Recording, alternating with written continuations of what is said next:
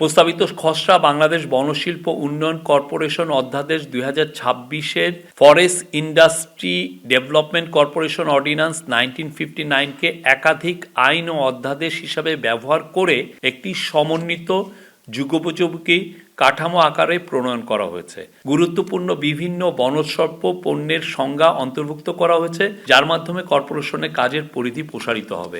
বনশিল্প উন্নয়ন কর্পোরেশনের আয় বেড়েছে। For the first time profit before tax, এইটার ক্ষেত্রে রাবার শিল্পে প্রথমবারের মতো 6 কোটি টাকা প্রফিট করেছে। এটা খুবই আশানীয় এবং সব মিলিয়ে 53 কোটি টাকার তার গত বছরে তার প্রফিট ছিল অন্যান্য ক্ষেত্রে। এখন বনশিল্প কর্পোরেশনকে যেন আরও তার কাজগুলো কিভাবে মানুষের কাছে আনা যায়, এবং আগে তো মূলত এটা ফার্নিচার বা কিছু কিছু ক্ষেত্রে অন্যান্য বনসম্পদ তারা রাবার বিক্রি করতো। এখন যেটা হচ্ছে যে এটা বনশিল্প এই আইনের কারণে তারা একটা শোরুম করতে পারবে অনেক জায়গায়। ওই শোরুমের মাধ্যমে অনেক মানুষের কাছে তাদের পণ্যগুলো খুব দ্রুত পৌঁছবে। এবং এটাও বিধান রাখা হচ্ছে তারা ইচ্ছা করলে জয়েন্ট ভেঞ্চার করতে পারবেন এই বনশিল্প কর্পোরেশন, বাট অবশ্যই কোনোভাবেই যাতে পরিবেশকে ডিস্ট্রয় না করে। এবং এটার আগে এই বিধানটা ছিল না, এখন এই বিধানটা করা হচ্ছে।